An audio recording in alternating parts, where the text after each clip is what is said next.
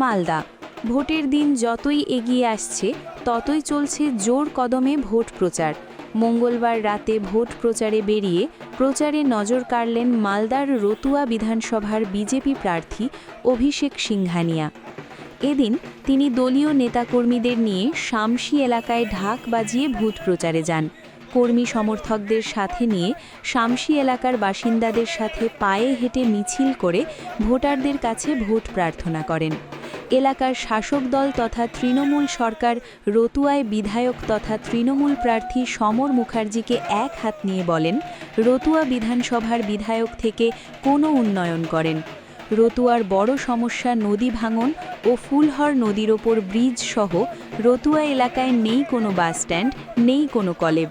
সেই সব সমস্যার কথা তুলে ধরে বলেন, এই এলাকার তৃণমূলের বিধায়ক থাকাকালীন কোনো উন্নয়ন করেনি তৃণমূল কংগ্রেসের।